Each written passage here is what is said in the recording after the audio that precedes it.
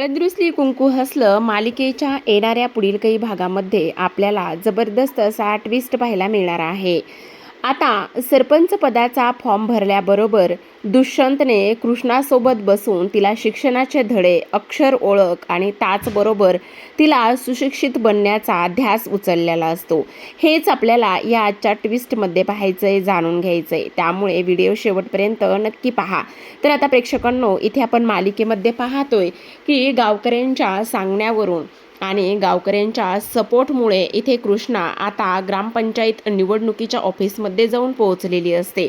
तिथे ऑलरेडीच बाळजा असते, पण आतापर्यंत बाळजाच्या विरोधामध्ये एकही फॉर्म आलेला नसतो आणि तीच गोष्ट जेव्हा बाळजाला समजते तेव्हा तिला आनंद होतो.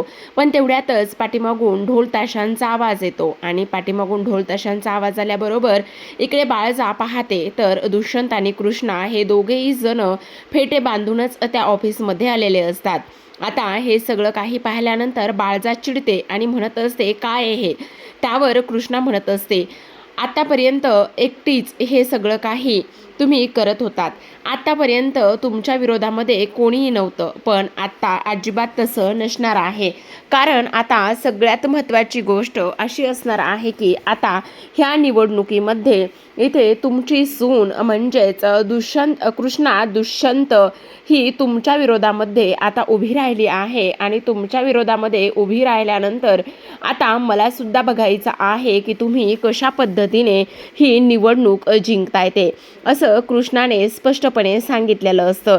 तेव्हा बाळजा म्हणत असते, अगं तुझी लायकी तरी आहे का माझ्या विरोधामध्ये इथे निवडणुकीला उभं राहण्यासाठी? तेव्हा कृष्णा म्हणत असते, लायकी कोणाची आहे आणि कोणाची नाही ह्या सर्व गोष्टी तुम्ही पाहायच्या नाही आहेत बाळजाबाई, कारण लायकी तर माझीच आहे आणि त्या सर्व गोष्टी तुम्ही मला सांगू नका, असं स्पष्टपणे आता इकडे कृष्णा बाळजाला म्हणत असते.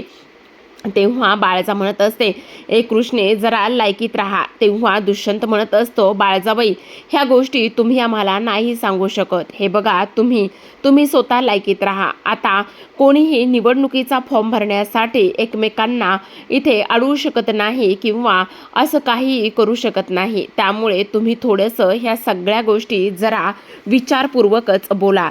तर आता इकडे फॉर्म भरून आल्यानंतर जेव्हा ही गोष्ट आढळरावांना समजते आणि आढळरावांना ही गोष्ट समजल्याबरोबर आढळराव मात्र फारच जास्त खुश झालेले असतात. त्यांना ह्या सर्व गोष्टींचा फार आनंद झालेला असतो. आढळराव म्हणत असतात, वा वा कृष्णे, एक नंबर बाजी मारलेली आहेस बघ तू. खरं तर इकडे मला ना ह्या सर्व गोष्टी पाहिल्यानंतर आनंद झालाय. तेव्हा कृष्णा म्हणत असते, पण मला कळत नाही, आता मला लिहिता येत नाही, वाचता येत नाही, आकडेमोड जमत नाही, फक्त 20 पर्यंत जमतायत. तेव्हा ते म्हणत असतात, अगं VDS का?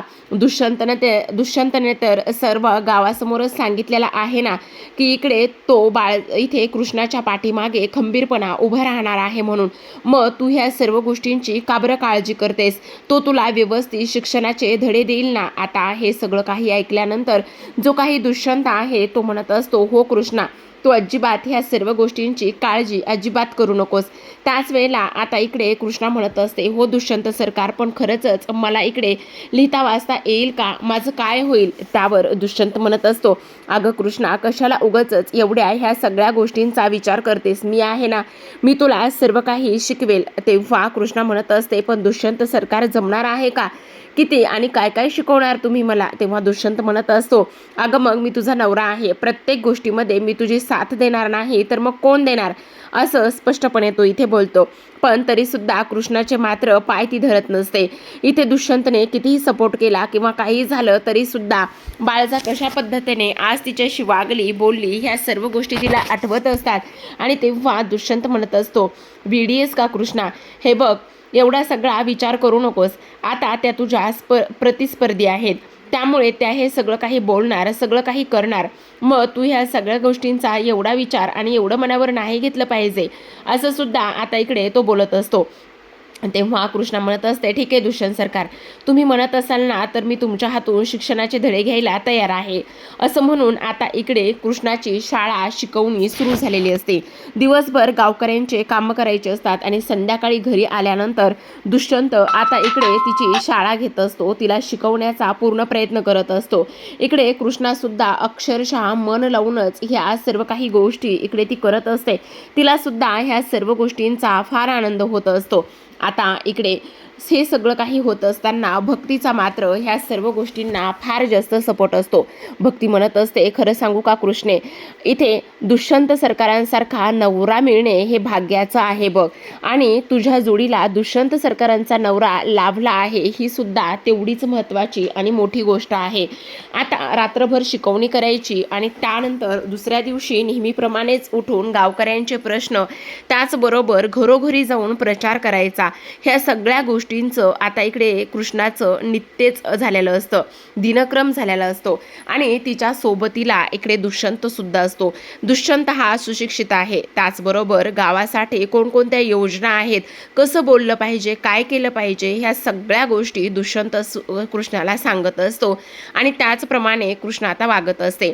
इकडे दुसऱ्या बाजूला जेव्हा कृष्णा शिकत आहे किंवा दुष्यंत तिला सुशिक्षित बनवण्याचा प्रयत्न करत आहे, ही गोष्ट जेव्हा इथे बाळजाला समजते आणि ही गोष्ट बाळजाला समजल्यानंतर बाळजाचा मात्र आता इकडे थरकाप उडालेला असतो. आता जयकांतला ती म्हणत असते, जयकांत तुला एक गोष्ट सांगते मी, काही जरी झालं ना तरी सुद्धा त्या कृष्णेने इथे हे सगळे धडे घेता कामा नये. पण अहो काकीसाहेब, मी कसं अडवू तिला, काही कर, मला काहीच माहिती नाही, पण मी तुला आत्ता जे काही सांगत आहे ना त्याच गोष्टी मला इथे पाहिजेत, बाकी काहीच नाही पाहिजे. अहो हो काकीसाहेब, पण कसं करणार आहे मी हे. त्यावर बाळजा म्हणत असते, हे बघ, गावातला लाईट बंद कर किंवा आणखी काहीही बंद कर, पण मी तुला सांगितलं ना त्याच पद्धतीने सर्व काही करायचं आहे, समजलं तुला, असं सुद्धा आता इकडे ती बोलत असते. तेव्हा इकडे आता दलपतने हे सगळं काही ऐकलेलं असतं. दलपतला तर असं वाटत असतं की आपल्या विरोधामध्ये आणि त्याचबरोबर इकडे बाळजाच्या विरोधामध्ये कोणीतरी उभं राहिलेला आहे ना, ही गोष्ट फार महत्त्वाची आहे, फार गरजेची आहे, आणि त्याचमुळे आता इकडे ते सुद्धा प्रयत्न करू लागलेले असतात.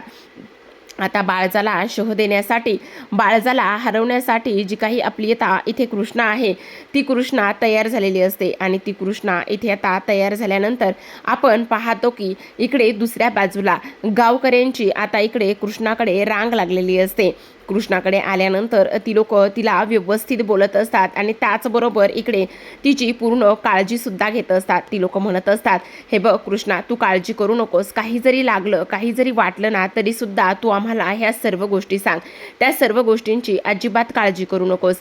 तेव्हा कृष्णा म्हणत असते, तुम्हा सर्वांचा एवढा मोठा पाठिंबा माझ्यासोबत आहे, तर मग एवढा मोठा पाठिंबा माझ्यासोबत असल्या कारणाने मला कसल्या आणि कोणत्या गोष्टीची भीतीसुद्धा नाही, असं सुद्धा आता इकडे कृष्णा बोलू लागते. त्याच वेळेला दुष्यंत म्हणत असतो, हे बघा, आता आपल्याला एकजुटीने राहणं आणि ह्या सर्व गोष्टी करणं फार जास्त गरजेचं आहे, असं सुद्धा सांगण्यात येतं. त्याच वेळेला आता इकडे दुष्यंत आणि कृष्णा हे संध्याकाळी एकत्र असतात आणि तेव्हा दुष्यंत म्हणत असतो, हे बघ कृष्णा, आता बऱ्यापैकी तुला आकडेमोड आणि त्याचबरोबर थोडं तरी लिहिता वाचता यायला लागलेलं आहे, त्यामुळे तू अजिबात काळजी करू नकोस आणि ह्या इलेक्शनच्या निवडणुकीमध्ये आता तूच जिंकणार आहेस, असं सुद्धा आता इकडे दुष्यंतने कृष्णाला सांगितलेलं असतं. तर अशा पद्धतीने सुशिक्षित झालेली आता कृष्णा ही शेवटी सरपंच पदासाठी उभी राहिल्यानंतर आता तीच निवडून येईल का,